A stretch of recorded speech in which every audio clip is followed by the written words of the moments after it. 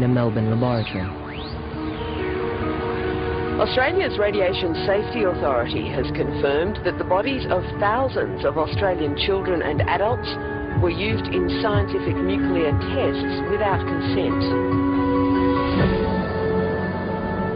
The experiments lasted more than 20 years and involved reducing the bones of dead children to ash.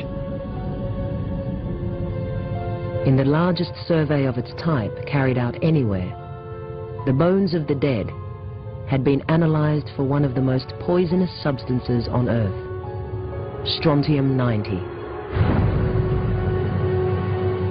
a byproduct of nuclear weapons testing which can find its way into human bone through the milk of cows.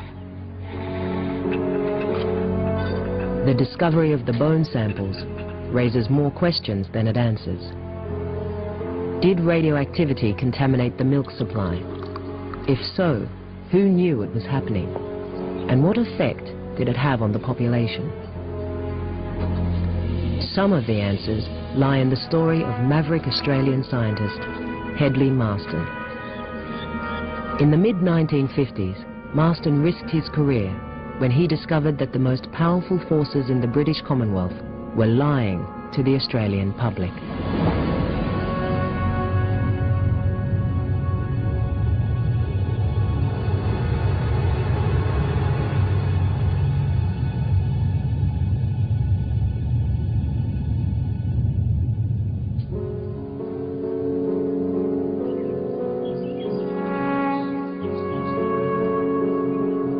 For Hedley Marston, the trouble began in late 1955. It was the height of the Cold War.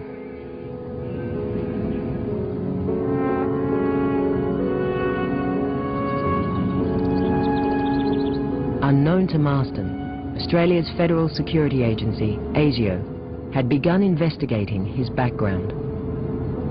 Why, it asked, had a communist newspaper published flattering articles about him? Was he a communist sympathizer? Those interviewed ridiculed the suggestion. Hedley Marston was a British patriot and the most celebrated biochemist in the country. I met Hedley as a child. He had this enormous charm, but as a child I always thought it was a bit sus.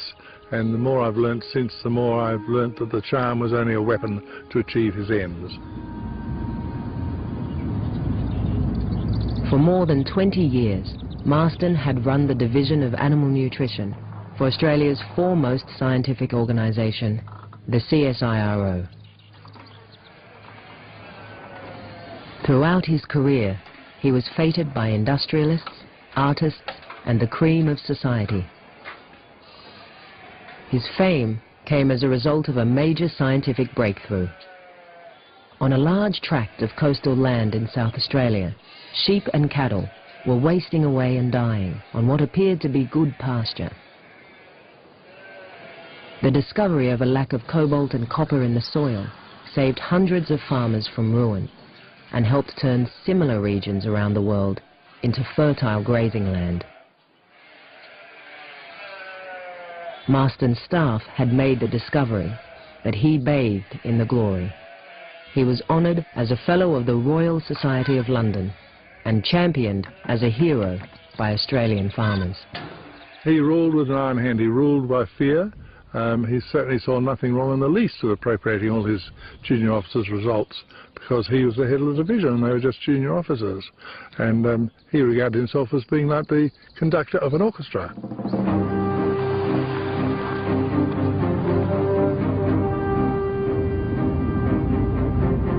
In October 1955, ASIO gave Hedley Marston a security clearance.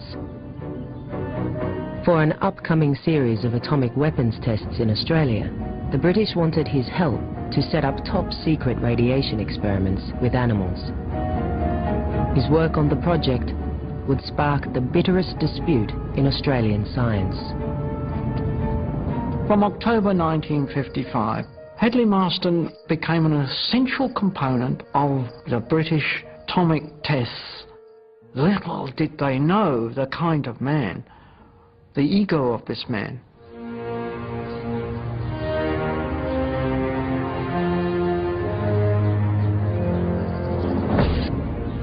letter to Fred White, Chief Executive Officer, CSIRO, personal and confidential. Dear Fred, it isn't necessary to thank me for my readiness to cooperate with the British in their atomic project. I'm uncooperative only with humbug.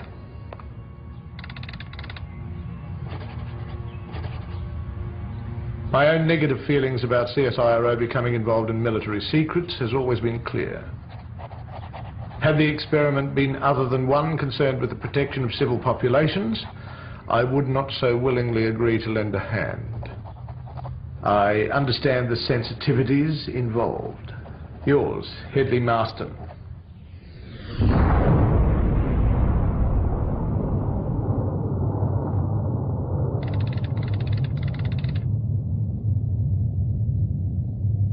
Britain had already exploded 3 atomic devices in Australia. But no effort had been made to measure the impact of radioactive fallout on the continent. With a new round of tests due in 1956, the British asked Marston to supply animals and scientists to study the biological effects of fallout within a few hundred kilometres of the test site. With CSIRO's expertise with ruminants, the decision was made to use sheep and goats. Well, the animals were to be fed pasture, which was laid out in the anticipated line of fallout. And the pasture was collected and fed to the sheep. And then the animals were autopsied, and each organ was assessed for the presence of the various fallout products. The aim of the experiments was based on the fact that 3 or so major atomic bombs would obliterate Britain.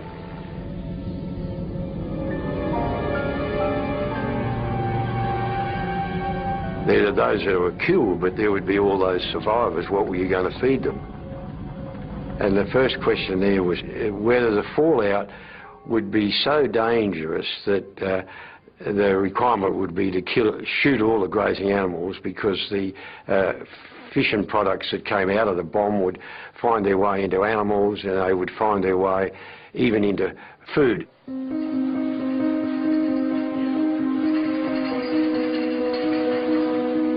Marston received sensitive measuring equipment from the British. But he soon realized their experiments were poorly conceived and would certainly fail. If he was running them, as he privately desired, they would be far different.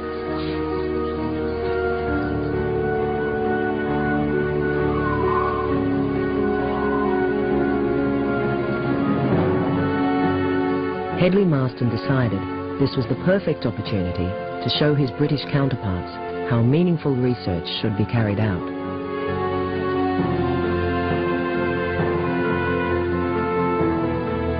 He would design his own experiments, which were both clever and audacious.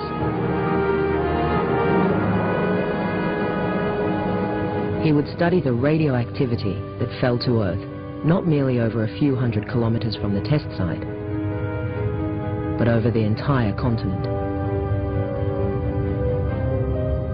He comes to see that there's a chance for him to gain even greater power and prestige by doing an experiment Australia-wide.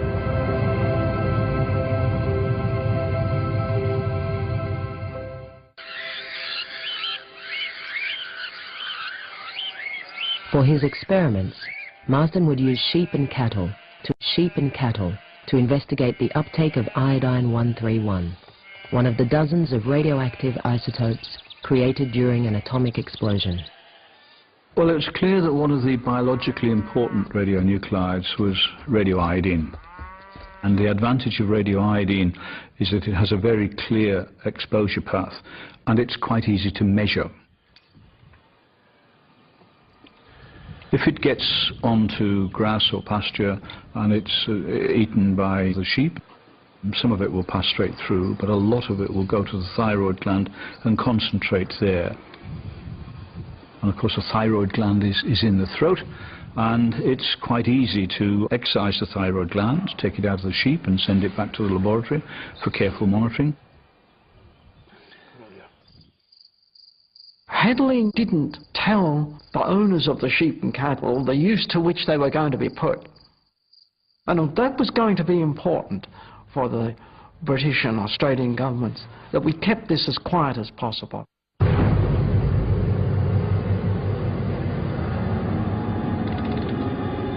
Information about radioactive fallout was considered classified by the nuclear powers. The first the public heard of the dangers came in 1954, when an American hydrogen bomb test in the South Pacific yielded 3 times more destructive power than expected.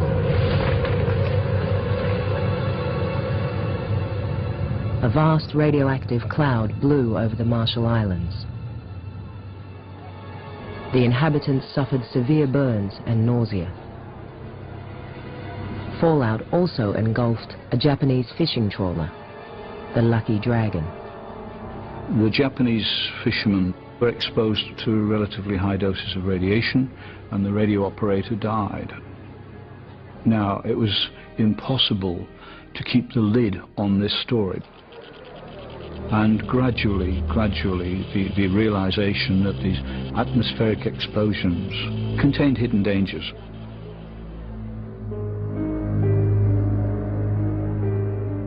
To alleviate growing public concern over fallout, Prime Minister Robert Menzies created an Atomic Weapons Test Safety Committee, manned by some of the nation's leading physicists and a meteorologist.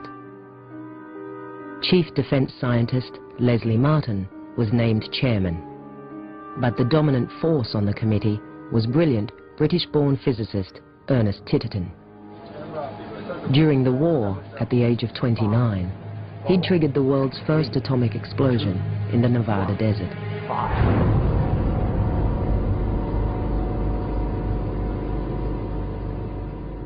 In the early 1950s, Hedley Marston's close friend Mark Oliphant invited Titterton to establish a school of physics at the new Australian National University in Canberra.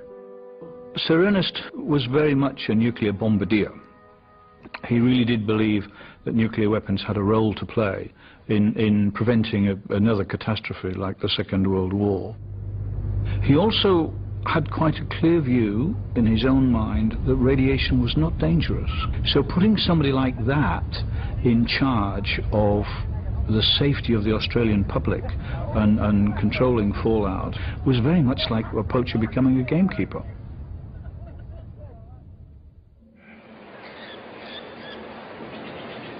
The Safety Committee's role was to ensure weather conditions were suitable for firing at all future tests. It would also independently monitor radioactive fallout at 34 locations across the country. The Safety Committee let Hedley know that they were also measuring I-131 around the country as well as he was, and they had a different kind of system. They had this sticky paper, and that collected settled dust. It trapped fallout, and they were able to measure.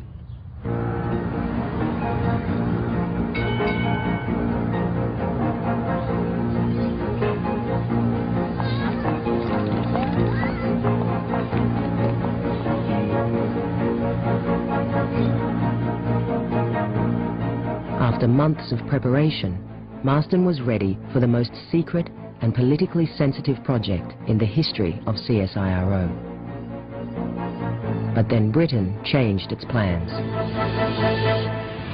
With Cold War tensions increasing, it would now urgently explode 2 atomic devices on the Montebello Islands off West Australia, the site of its first test 4 years earlier.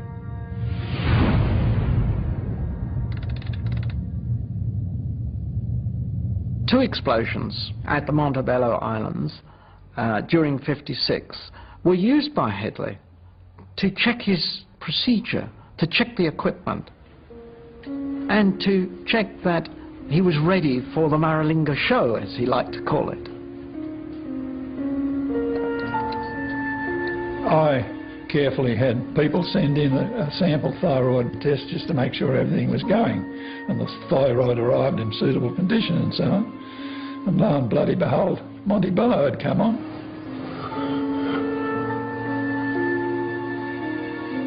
Letter to Dr. Fred White, Chief Executive Officer, CSIRO. Secret.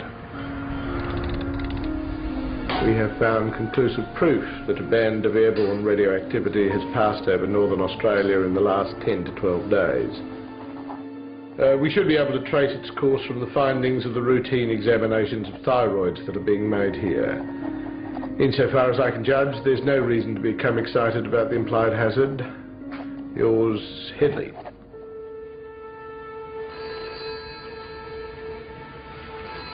Weeks later, news came through that another atomic trial was imminent on the Montebello Islands.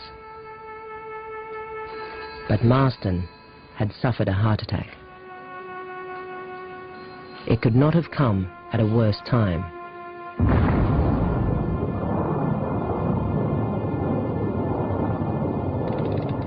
An official press release claimed it was a small atomic device that had almost 8 times the destructive power of the bomb dropped on Hiroshima.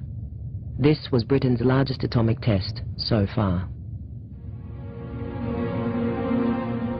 Instead of sending the radioactive fallout out to sea, it went right across the whole of the northern half of Australia.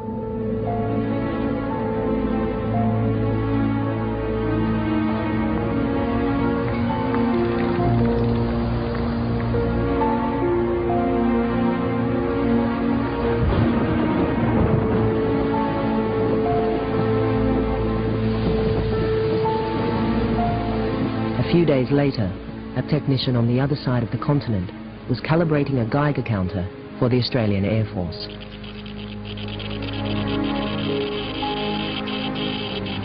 On this particular day, I had one unit which would not respond to its normal calibration. Its background was substantially higher than a normal background count, and I walked around with a thing in my hand, thinking, what can it be, where have I gone wrong?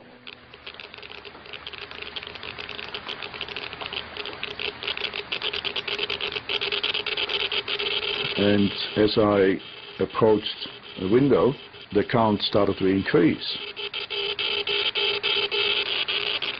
And I thought, it's strange, so I stepped back and it reduced, and then I got suspicious, so I started running the Geiger counter around the actual window frame. And I may add, it was raining cats and dogs in Brisbane that particular time. I stuck it outside, and the count went off its rocker. And obviously we're having radioactive rain. Within 1 hour, a car turned up with a couple of officers, and they removed the Geiger counters we had there that we had repaired, as well as the radioactive material. And the owner of the business informed me there that I had to not to mention to anyone or even talk about it, because that he was now under the Official Secrets Act. And I never discussed with anybody since.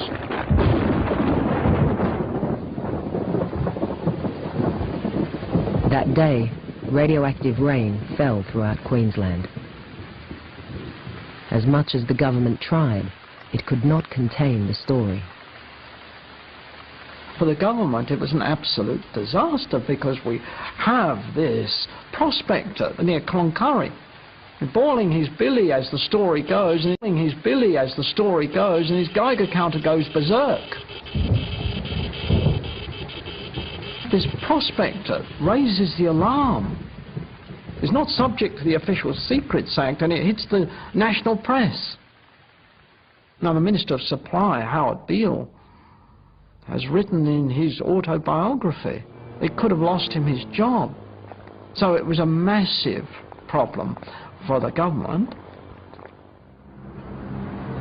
Meanwhile, fresh animal thyroids were arriving at Marston's laboratory from across the nation. The thyroids were put into the radiation counter. The results were noted, And they were hot. I alone had the results, which were hot. The claims of atomic rain were true. Iodine levels in animal thyroids were up to 4,000 times higher than expected. The fallout area was enormous, ranging from Alice Springs in Central Australia to Rockhampton on the northeast coast of the continent. I rang Professor Martin, who was a member of the Australian Safety Committee. He doesn't want to know. It was awful. The data was sent to London, to the scientific mastermind of the tests, Sir William Penny. The telegram stated bluntly, there may be political danger. But according to the British, the radioactive iodine levels were well within safe levels, and there was no danger to the Australian population. Hedley had a heart attack and was in hospital during the time that these results were coming. His assistant came to me and pleaded with me not to tell him, which I didn't do. He came out of hospital and was absolutely furious that he hadn't been told. On his return to the laboratory, Marston secretly recorded a conversation with the Safety Committee chairman, Leslie Martin. He accused the committee and the British and Australian governments of lying to the population. Les, this is getting just beyond the damn joke. Have things got away from you? We took in good faith there was no fallout on the continent. Well, it was official report coming from the minister. You must have the paper clippings from about that time, and there's no possible harm to befall anybody. It is the most disgusting thing I've ever seen, and that will make every scientist indignant, and I should imagine stir up the socialists.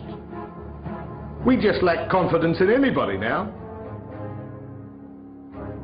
Hedley didn't like physicists, but physicists were beginning to pronounce on biological matters. That is, the impact of radiation and the hazard of radiation in the human population. How dare they, thought Hedley.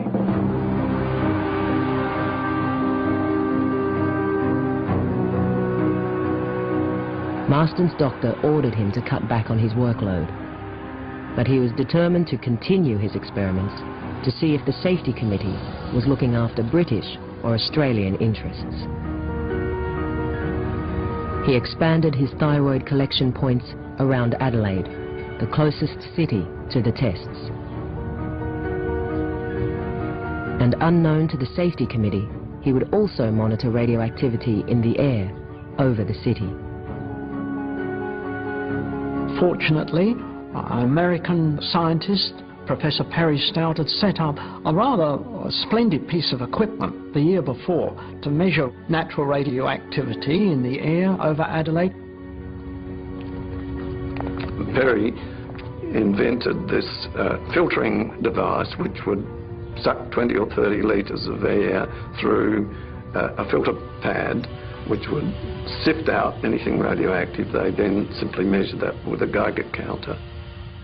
And he did that up on the roof of the nutrition laboratory in Adelaide.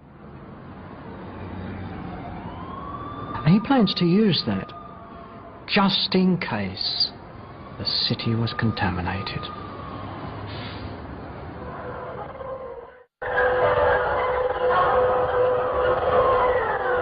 Maralinga, South Australia, September the 27th, 1956. 5 p.m. South Australian time.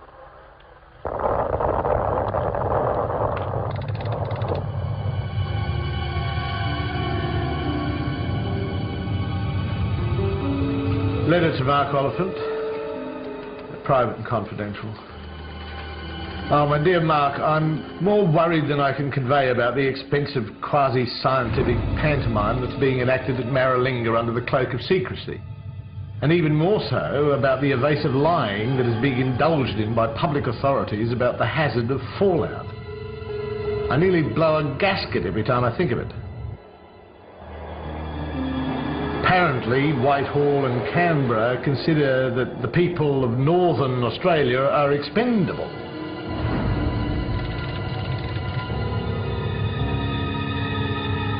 By comparison to all its predecessors, the third Maralinga test was small. Politically, it was the most explosive. Minutes after detonation, the wind changed direction. Part of the radioactive cloud was blown in the direction of Adelaide. There was a lady here hanging the washing up, looking up in the air to the line and facing the west. And she said she noticed a very unusual reddish-brown cloud, huge, stretching for miles, and very high. And she thought, that's odd, it didn't look like clouds.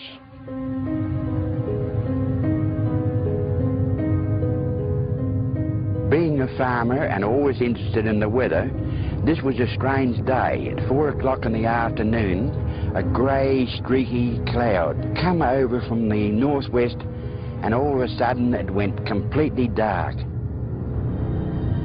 It wasn't normal, and I didn't find out until next day that an atomic bomb had been let off at Maralinga.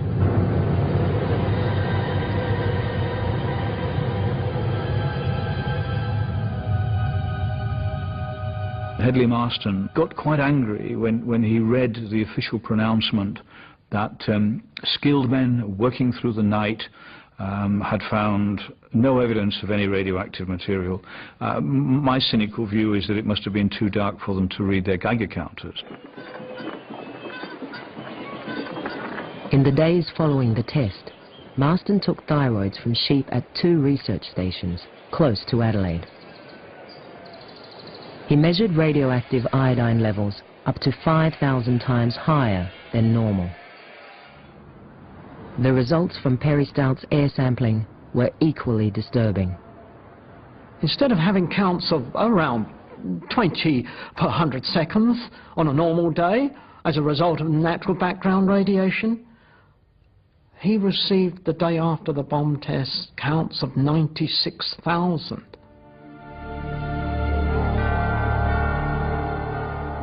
The people of Adelaide were never told. The people of the little towns along the way between Maralinga and Adelaide, they were never told. And if they'd read their local paper, they would have read the opposite, that all was well with the test. 2 weeks later, Marston wrote to Mark Oliphant, the Director of Physical Sciences at Titterton's University in Canberra. He detailed an extraordinary admission by Safety Committee Chairman Leslie Martin about how the test had been let off in haste. Dear Mark, Les Martin became quite cock-a-hoop when I asked him if he had any record of fallout over Adelaide. He said, I can talk with complete authority, there's been no fallout over Adelaide, none whatsoever. When I showed him our observations, he collapsed and stated, no reports regarding the third bomb have been submitted to me. I'd left this baby to Titterton. It was a very small one. Later, he broke completely and said, the pressure was on. Please remember the pressure was on. I'll leave no stone unturned to ensure that the essence of the report is published. His reaction was to make it public, and extremely incensed that the physicists involved were just as determined not to have it made public.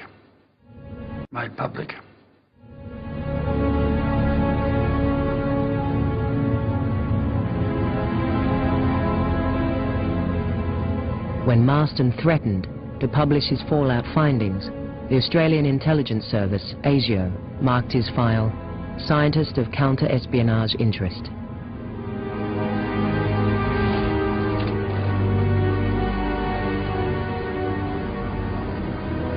Marston was convinced he was being spied on, that his phone was being tapped and that his mail was being interfered with. My dear David, the secret police had been tampering with my private mail. Perhaps they imagined they could frighten me into silence. I endured this indignity for long enough to obtain complete proof, and then asked the people responsible to cease their nonsense or I'd call for a public inquiry. Arrogance and This sort of thing is rapidly changing Anglophiles into Anglophones. Marston realises that he's in a very dangerous situation. Not only are the British wanting to curtail the experiments, the security net is closing in.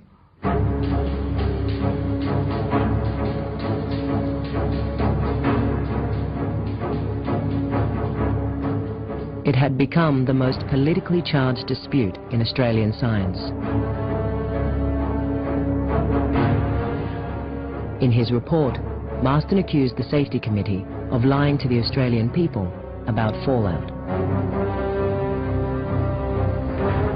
His findings of iodine 131 in sheep and cattle were proof that large areas of the Australian continent had been contaminated. This, he said, would result in increased cases of thyroid cancer in humans. But Marston went further. The presence of iodine 131 in animals, he said, meant that an even more dangerous radioactive isotope had contaminated the food chain, strontium-90. We have low levels of strontium-90 falling out of the atmosphere at that time and landing on the herbage, being eaten by the cow, accumulating like calcium does in the milk of cows, are then in this concentrated form, it's called biological magnification, going down the gullets of children. When humans drink that milk, babies and children in particular, who are laying down bone very quickly, their bones are the places where the strontium and the calcium eventually wind up, and once it's there, it doesn't go away again. It stays there with its 29 years half-life. So in 29 years, half the activity is still there. In 58 years, a quarter of the activity is still there.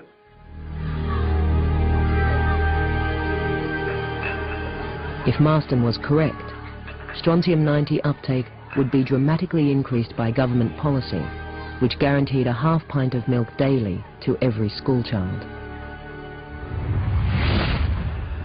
There is a very serious likelihood that internal radiation from strontium-90 may, after a latent period of some years, result in many painful deaths from cancer of the bone. Your unequivocal assurance that the Marston was now on a collision course with the most powerful forces in the British Commonwealth. has been the opposite. If he published his report, as he threatened, it could jeopardize future atomic testing in Australia.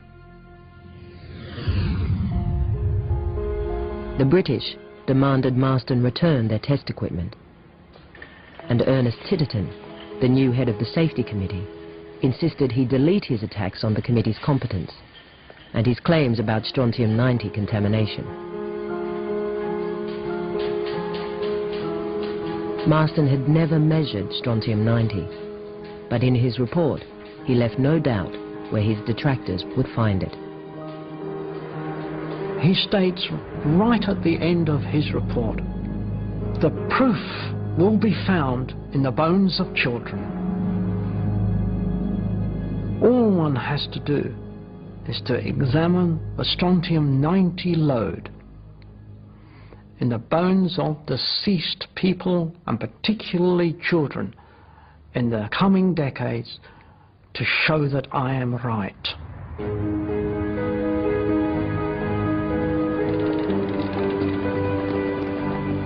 During the late 50s, I was employed by the Department of Supply in Perth, and as part of my duties I was asked to attend a large public hospital and received from the pathology department of that hospital a package which I was to on forward to the eastern states. On receiving this package, I identified bones as being those of young children. Thought to myself, bloody hell, what's going on here?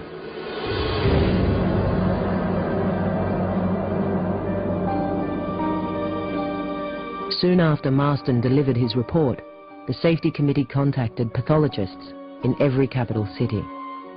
They were asked to provide bones from bodies undergoing autopsy. I was able to talk to the people in the pathology department as to what this was all about. And I was told that the bones were taken to the eastern states, they were ashed and analysed for the presence of strontium-90. Throughout 1958, more than 400 bone samples were analysed.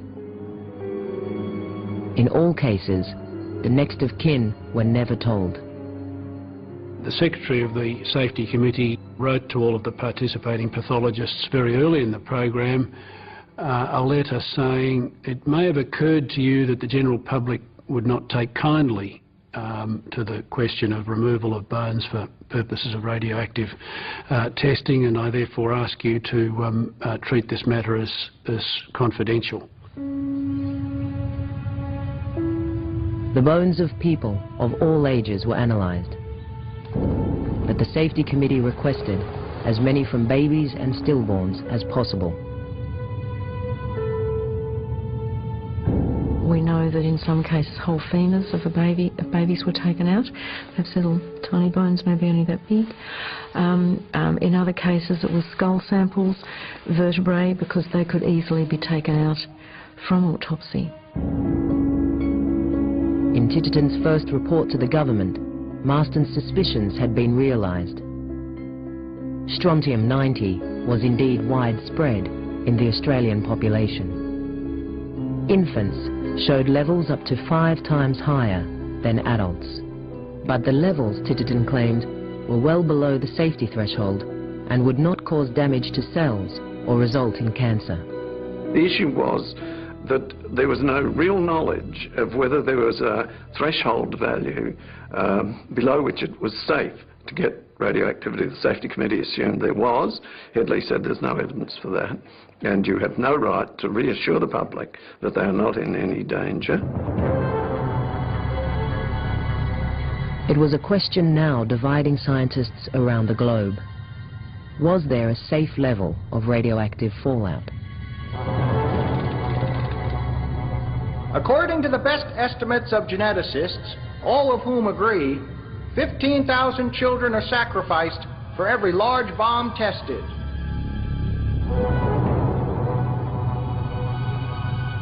It is possible there is damage. It is even possible, to my mind, that there is no damage. And there is the possibility, furthermore, that very small amounts of radioactivity are helpful. But the most dramatic assessment came at an international conference attended by Mark Oliphant.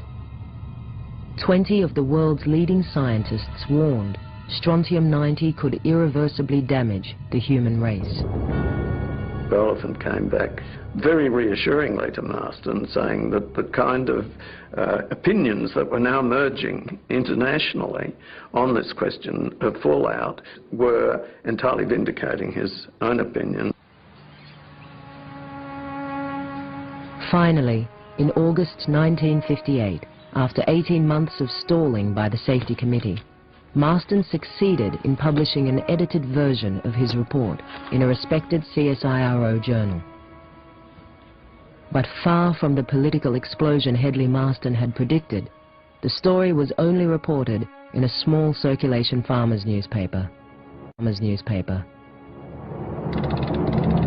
The major city papers ignored it completely. Why didn't the Sydney Morning Herald? Why didn't Melbourne's Age? Why didn't Adelaide's Advertiser? When this article talked about the contamination of one of the cities of Australia and across the whole of Australia. Hedley was pretty sure that the government used its influence to ensure that the media did not pick this up. The politicians didn't want the Australian public alarmed, having got themselves into this mess.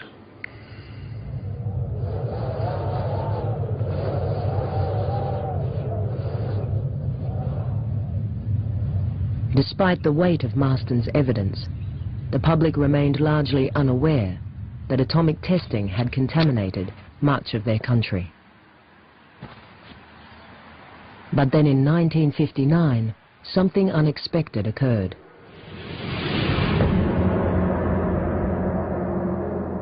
During the second year of the strontium-90 survey, radiation in the bones of children increased by 50%, even though Britain and the other nuclear powers had agreed to a freeze on atomic testing. Such a dramatic increase meant that some of the contamination was coming from elsewhere.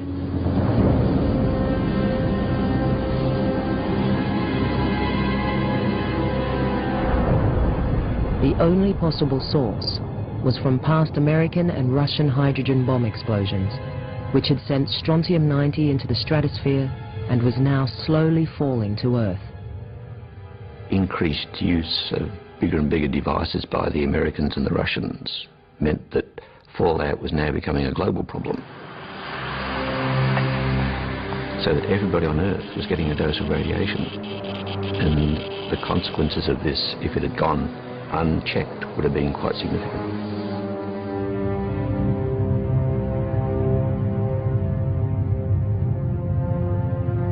Regardless of dramatic increases in reported cases of leukemia in many countries, the nuclear powers resumed atmospheric testing in the early 1960s.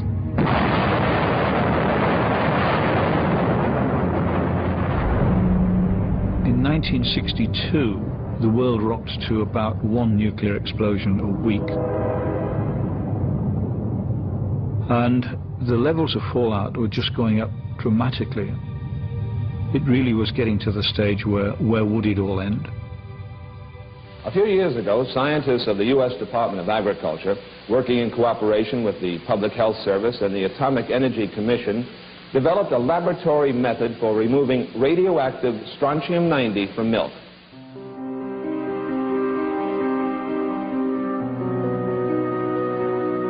As Hedley Marston had discovered, strontium-90 was indeed the Achilles heel of nuclear weapons advocates. The loss of even one human life, or the malformation of even one baby, who may be born long after all of us have gone, should be of concern to us all. Our children and grandchildren are not merely statistics towards which we can be indifferent, nor does this affect the nuclear powers alone. These tests befoul the air of all men.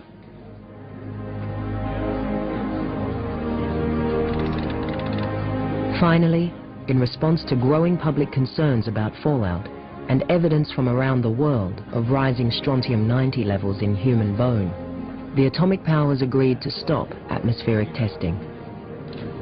All future explosions would now be carried out underground. By now, as far as Hedley was concerned, it was too late and too little. I think he probably would have felt vindicated, but I think the wound was so deep at the time that it was a persistent scar as far as Hedley was concerned.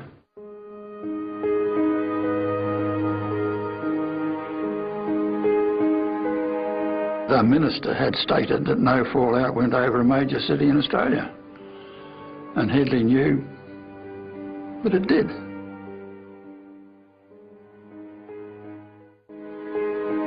Hedley Marston monitored 6 of Britain's 12 atomic tests in Australia. 2 of the tests, he found, resulted in radioactive contamination of cities and grazing lands, raising the question of the long-term health consequences for people living in the fallout areas.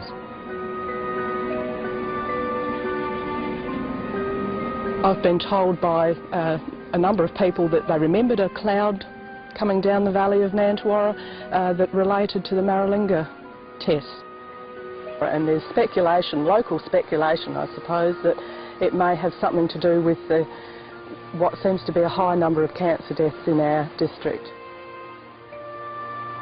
I would love to know, if there is some truth in that story. I mean, it's too late to save my late husband, I guess, but it would be nice to have some answers. Unfortunately, the epidemiology is very difficult, and it would certainly be clouded in the case of radioactive contamination by chemical contamination because of the vast amounts of chemicals which were used as well, many of them extremely carcinogenic. Where there's a very definite increase in the incidence of anything but cancer in particular, if there is an event such as that, which could be assigned a causative role, then one has to be very, very careful not to deny the possibility that that could be so, and in fact I think that possibility is often denied.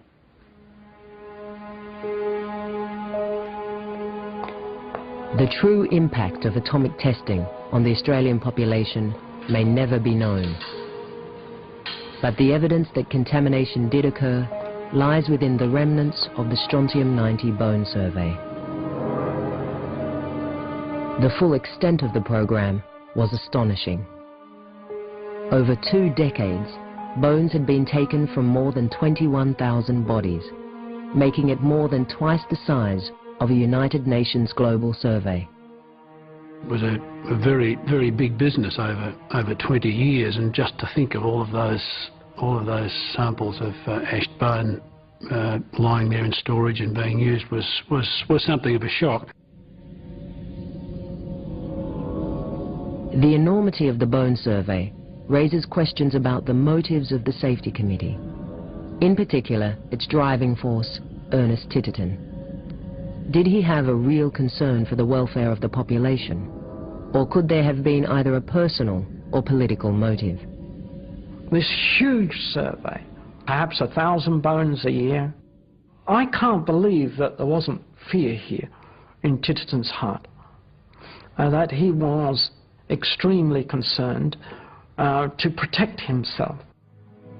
One way perhaps of doing this was to go over the top in terms of proving his innocence, if you like, or proving Hedley wrong. It was possible through the cooperation of the hospitals and pathologists to actually sample human bones of individuals who had died.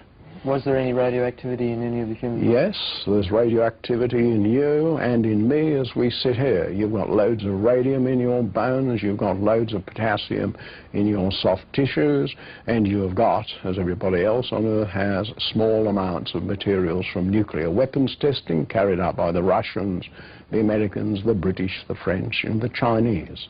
But the levels are so small that they have absolutely zero effect on you. Titterton was right in the sense when he said it would not be a major radiation hazard for the Australian population.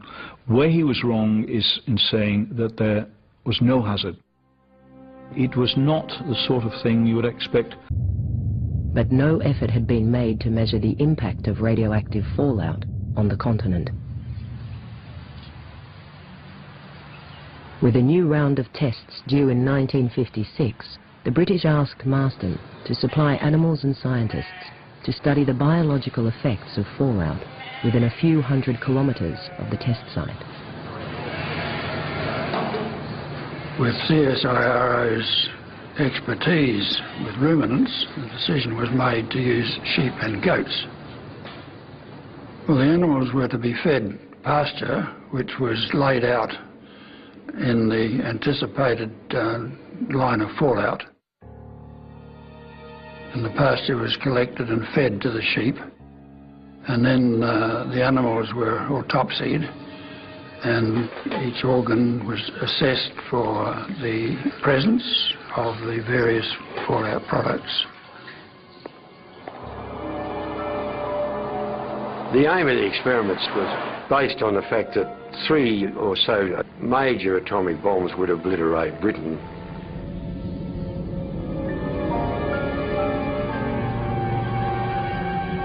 There are those who were killed, but there would be all those survivors. What were you going to feed them? And the first question there was whether the fallout would be so dangerous that the requirement would be to kill it. In a Melbourne laboratory. Australia's Radiation Safety Authority has confirmed that the bodies of thousands of Australian children and adults were used in scientific nuclear tests without consent. The experiments lasted more than 20 years and involved reducing the bones of dead children to ash. In the largest survey of its type carried out anywhere, The bones of the dead had been analyzed for one of the most poisonous substances on Earth, strontium-90, a byproduct of nuclear weapons testing which can find its way into human bone through the milk of cows. The discovery of the bone samples raises more questions than it answers. Did radioactivity contaminate the milk supply? If so, who knew it was happening? And what effect did it have on the population? Some of the answers lie in the story of maverick Australian scientist Hedley Marston. In the mid-1950s, Marston risked his career when he discovered that the most powerful forces in the British Commonwealth were lying to the Australian public.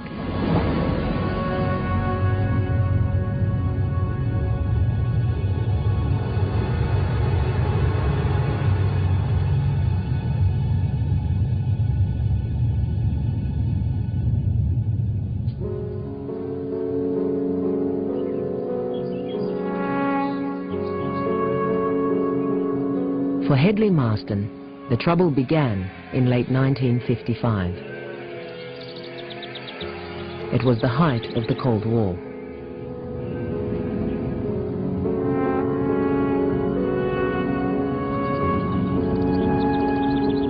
Unknown to Marston, Australia's federal security agency, ASIO, had begun investigating his background. Why, it asked, had a communist newspaper published flattering articles about him? Was he a communist sympathizer? Those interviewed ridiculed the suggestion. Hedley Marston was a British patriot and the most celebrated biochemist in the country. I met Hedley as a child. He had this enormous charm, but as a child I always thought it was a bit sus. And the more I've learnt since, the more I've learnt that the charm was only a weapon to achieve his ends. For more than 20 years, Marston had run the Division of Animal Nutrition for Australia's foremost scientific organisation, the CSIRO. His work on the project would spark the bitterest dispute in Australian science. From October 1955, Hedley Marston became an essential component of the British atomic tests. Little did they know the kind of man, the ego of this man.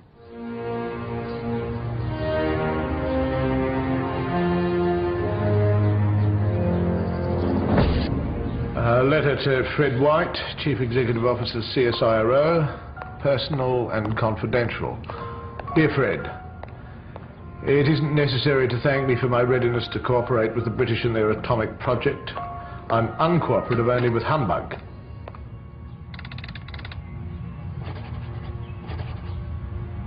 My own negative feelings about CSIRO becoming involved in military secrets has always been clear. Had the experiment been other than one concerned with the protection of civil populations, I would not so willingly agree to lend a hand. I understand the sensitivities involved. Yours, Hedley Marston.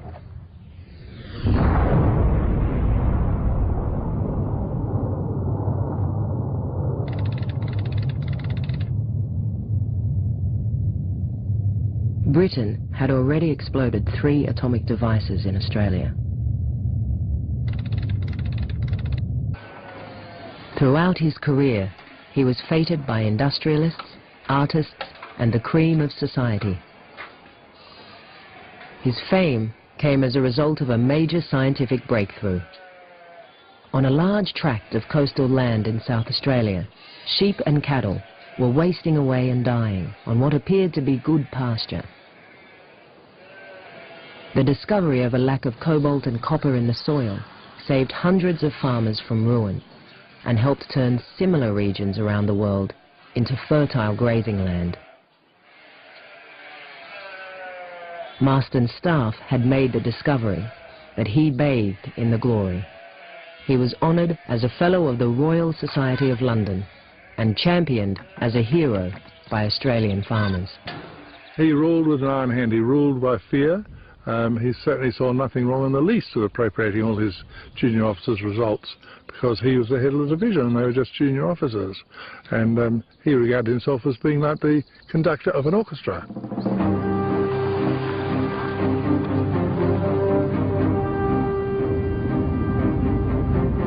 In October 1955, ASIO gave Hedley Marsden a security clearance. For an upcoming series of atomic weapons tests in Australia, the British wanted his help to set up top-secret radiation experiments with animals.